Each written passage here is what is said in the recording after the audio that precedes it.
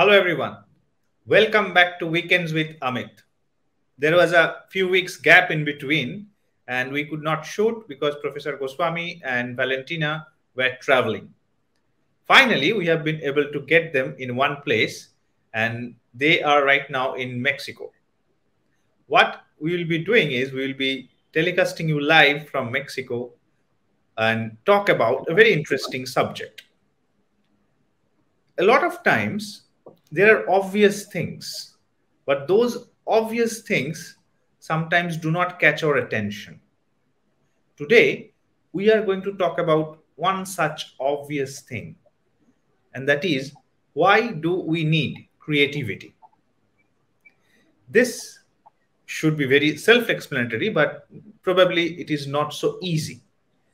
And to look at it and go deep into it, let me welcome Professor Amit Goswami and Dr. Valentina Onisor. Hello, everyone. How are you doing?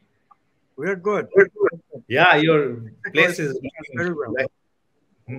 Your background is also very lively. Great. Yeah, this hotel is very nice. It's a resort hotel. Wow, wow. That would be a refreshment to our audience as well. So, without wasting any time, directly go into this subject.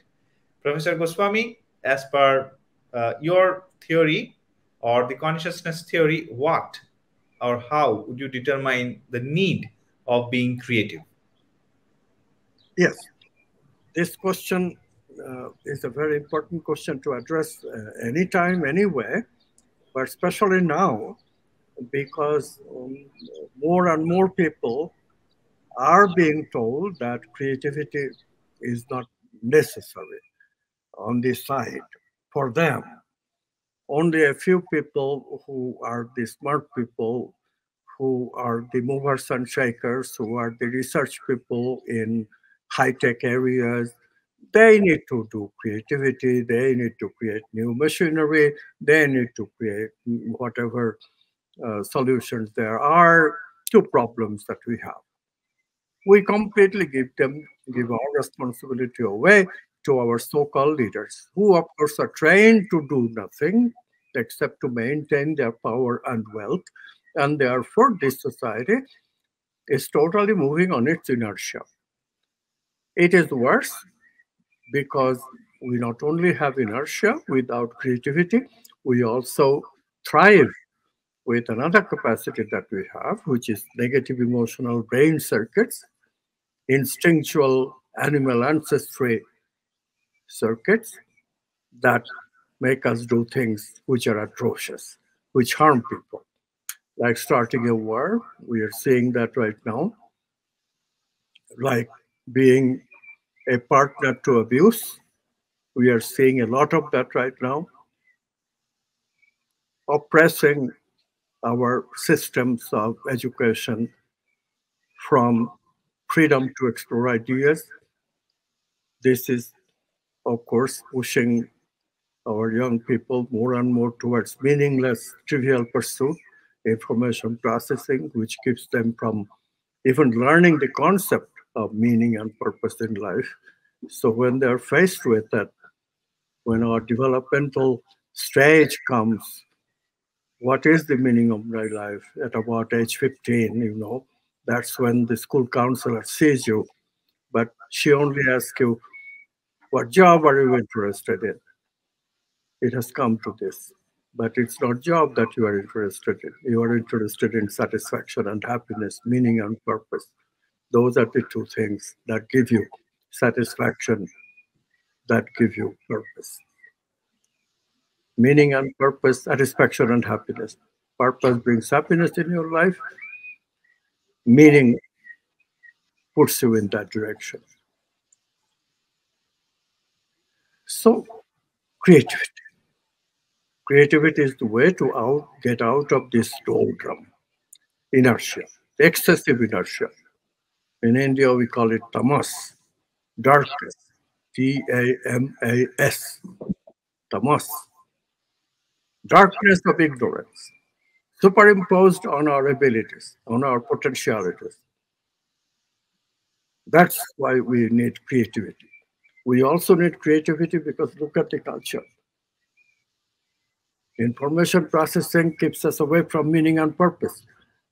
What else keeps us away from meaning and purpose? It's called cancel culture. The idea originally was good. You know, in ancient time, it is true, even recent times, it is true that our society prevents a minority to express itself, and not only that, it then presents history as the history of the majority. No mention of the struggles of the minority.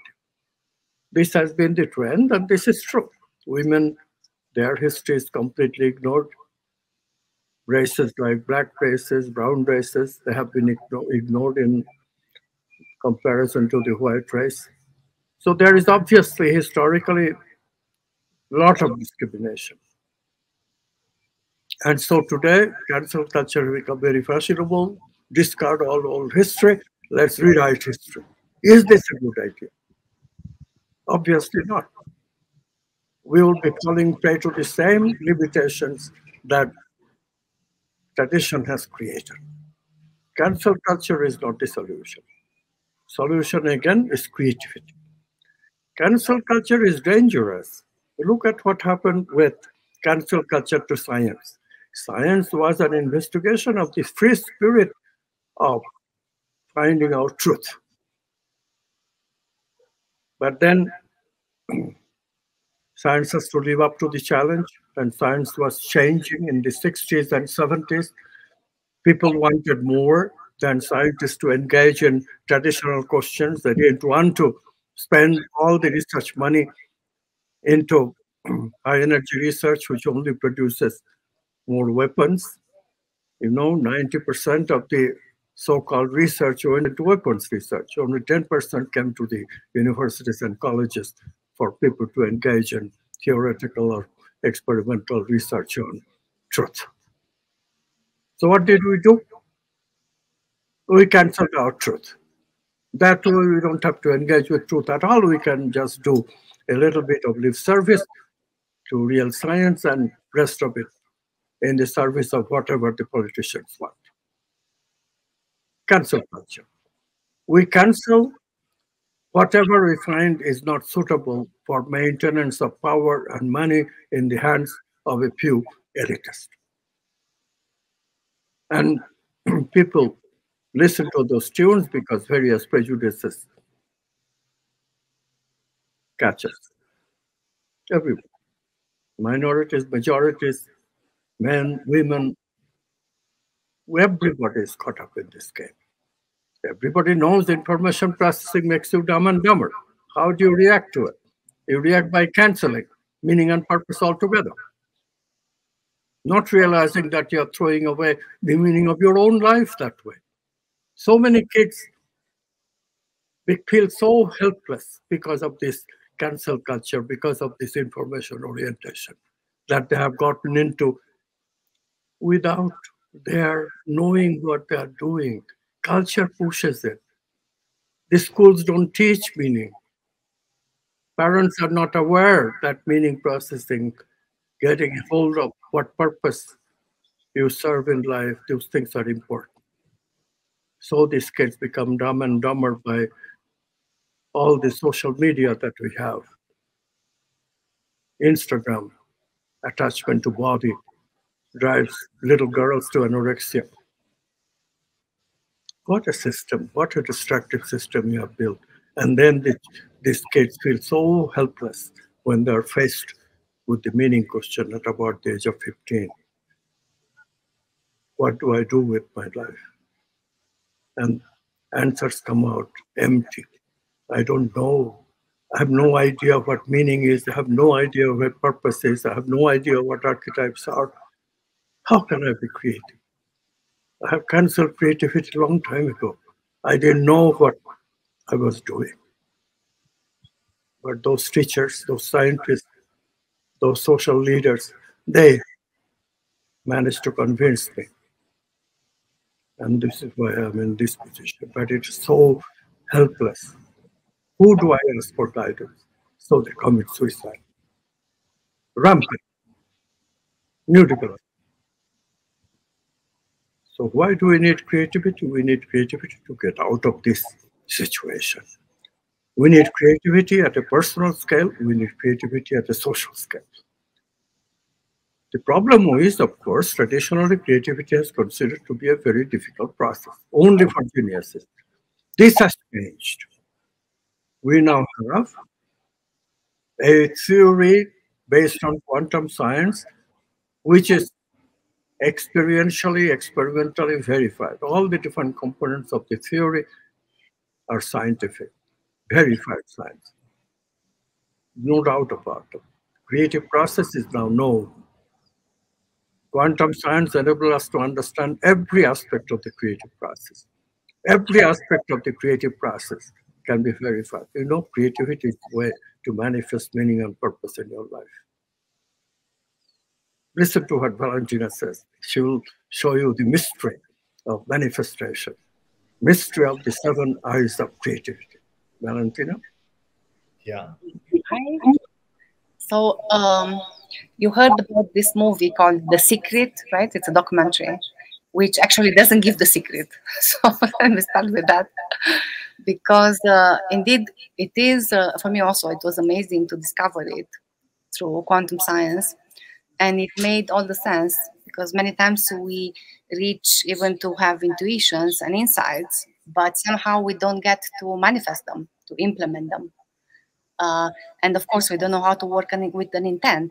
So indeed, the society is dumbing us down continuously. You know, you see what's happening nowadays. It's like we live in a world more and more of a zombie kind of people. In the same time, many people wake up. So of course, it's a crisis still, which brings opportunities. And there are many things to help us still. And as you see, now we do this filming in nature. Nature is, of course, one of them. Then, of course, there are practices. Now we are meeting a group of Sufi practitioners. It's really, really interesting to be with them. It's a genuine feeling of how they use creativity in their practices and knowledge. But okay, so of course we need creativity. We need it also at the vital physical body, first of all. So, you know, for many of you about the archetypes. So, before going into the archetypes and experiencing them in our lives, the recommendation would be to learn about the creativity of the vital physical. Yeah, vital creativity that includes also learning how to awaken the Kundalini energy, Kundalini aspect. Kundalini Shakti is called in the Hindu tradition. It's all that potential that we have at hand, that we have stored, and is just waiting there to be discovered.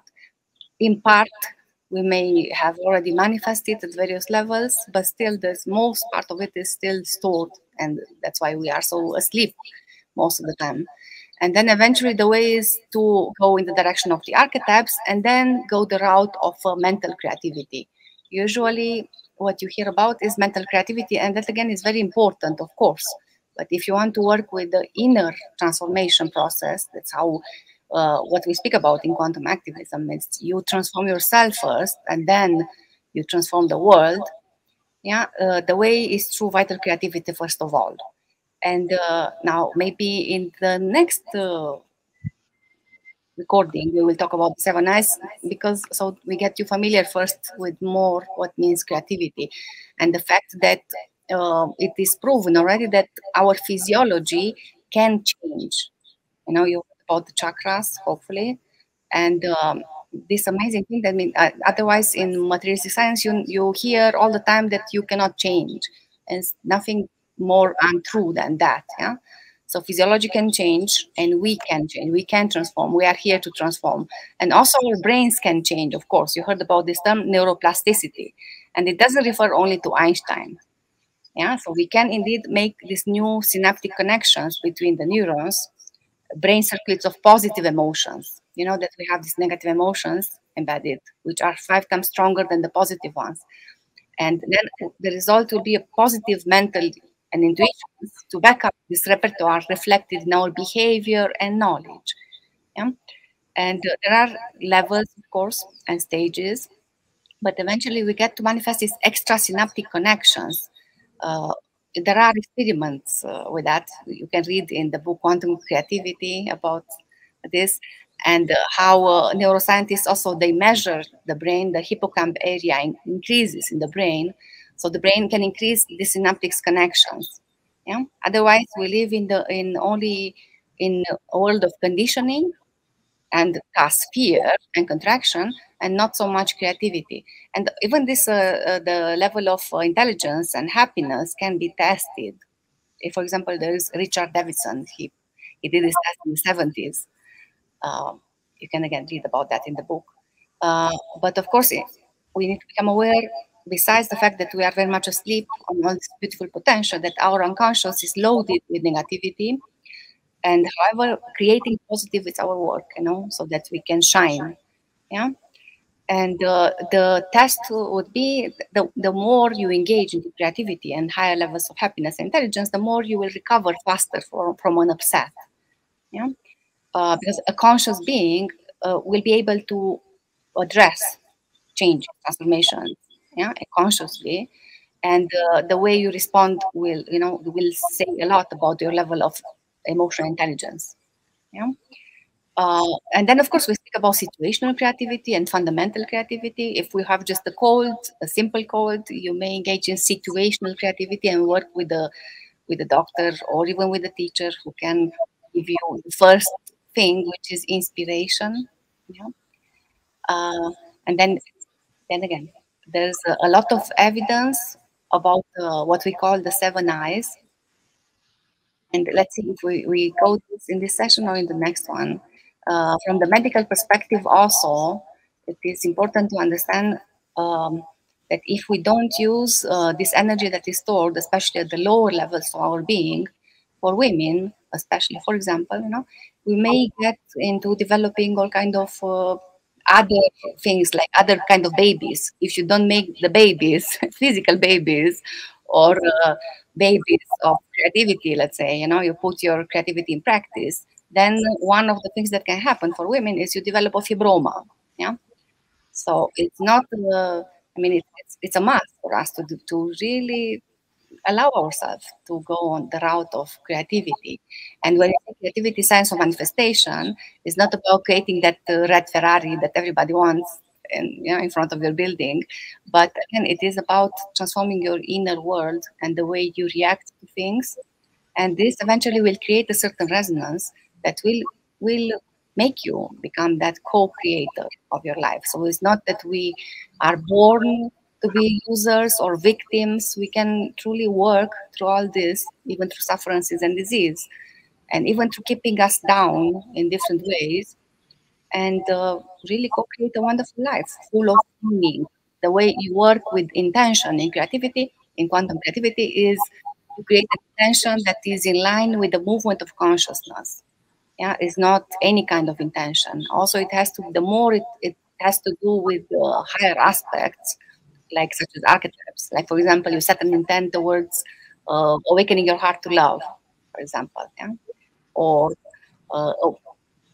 developing your level of intelligence towards to wholeness, yeah, which is integration. It's not just physical health; it's health at higher levels. So the more you do one step, the universe or consciousness or God will make more than 100 steps towards you. So we're there, and then we learn how to work.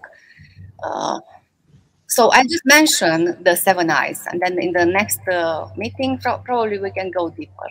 So the seven eyes, because in education until now, we know about the three R's: reading, writing, arithmetics, which are very helpful, but there are ways to express the mind. Yeah, there's a lot of validity to that, of course, comprehension, expression, basic mathematical skills. But we need to get to a world of expansion of consciousness. That means we need to go towards feeling and intuition. And that's why the seven I's, they start with I in English, they start with I in Portuguese and in Spanish. So inspiration is the first one. And then we speak about the intention and the stages, how to set an intent. It's very, very important to understand how to do that. And before that, you need to bring some energy in your belly and also cultivate what is called mental hygiene. Otherwise, you cannot really do an intent seriously. It's like a monkey mind there, which plays with you. Then the third eye is called intuition. course, everybody had this aha moment. And then another I is called imagination, which is not just mental imagination, it's a focused imagination with supramental, both mental feeling and transcendence. Uh, it's imaginated on a higher plane. And otherwise, we don't see those levels, and this prevents us from creativity. The next I is called incubation. It's like the bird sitting on an egg. So you got a great inspiration and you're sitting on that. You're cooking on it. You have to be able to truly relax deeply. Practices like mindfulness, relaxation with awareness will help us get to this level, which is very needed, especially in healing, but not only, in everything. And then the next I is called insight. Insight, which is has truth value, is stronger than an intuition. And again, all this, of course, you cannot force it, you cannot practice it, but you can prepare, of course. And then the second I is called the implementation or manifestation. Yeah, so inner creativity is more tricky, let's say. Again, about love. So you need to represent that flow of love, that active love. So briefly, these were just to mention them. And then, of course, we learn about the do be do style, eventually to learn to live a life in a flow, how we call it. Wonderful. Now, the viewers already have a glimpse of what is to expect from the next episode of this. And the seven eyes are definitely very important for us to understand creativity. And I really liked the way you said the movie, The Secret, didn't give out the secret after all. So maybe we can look at some secrets in the next episode. Wonderful. Great. So back to Professor Goswami for a wrap up thing. And also, is there something else other than the seven eye that you would like to recommend? Thank you, Krishanu. What we need to be very aware that once we institute this seven eyes in our personal life, and of course get back to meaning and purpose, we can do something for all the crises that our society is going through. You all know, wherever you live, especially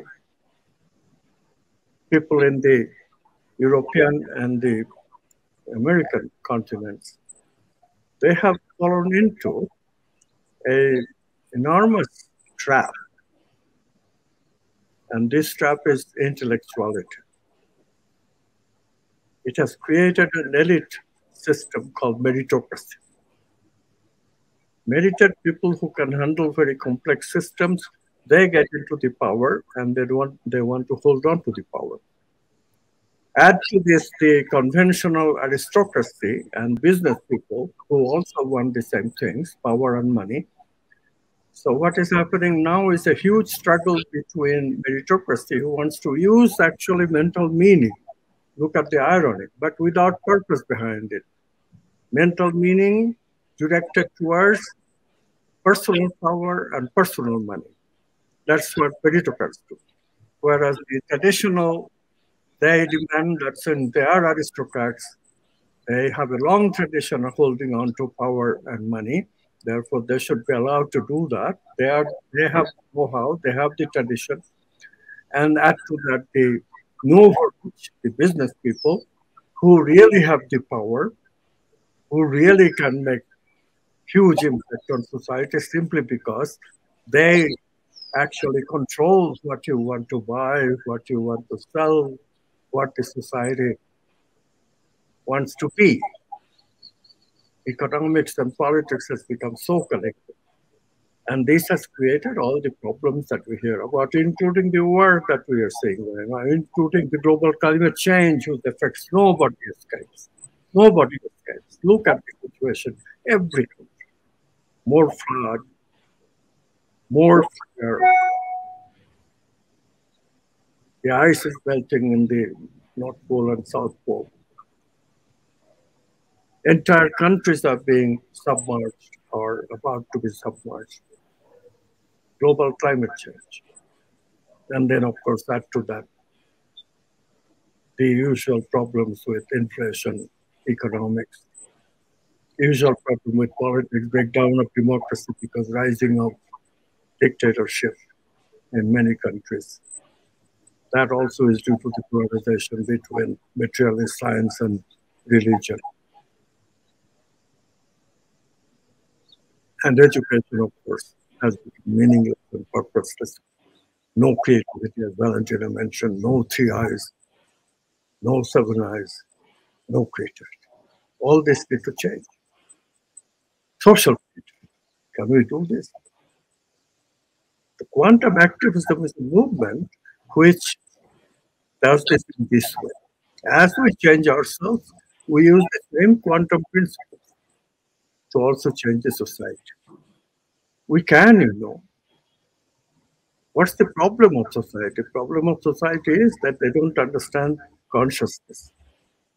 The power brokers, the meritocrats, the aristocrats, and the new rich, they all hold on to the traditional way that we have done it. And the traditional way, of course, we have missed the creative process. We have missed the meaning of purpose. We didn't know much about the archetypes. We did not know that spirituality and creativity is the same thing. They did not know that spirit is not anything that is outside of the human condition. It's completely accessible to the human condition. You have to just learn how. And creativity is how. It's not spiritual.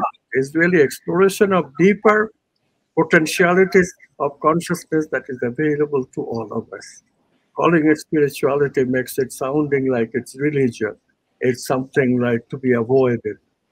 It gives you a lifestyle that you don't want, like preventing you from having sex. No, that's not the objective at all. Preventing you from having sex actually makes you less creative. Sexuality helps creativity. So, quantum science is revealing all kinds of things like this that is enabling us to claim that, yes, if we do quantum creativity, we can change both ourselves and society using the same principle. Join us. We really have a very, very hopeful and hopefully successful program, PhD and masters, and also certifications. We do that on the basis of quantum science. So you know what?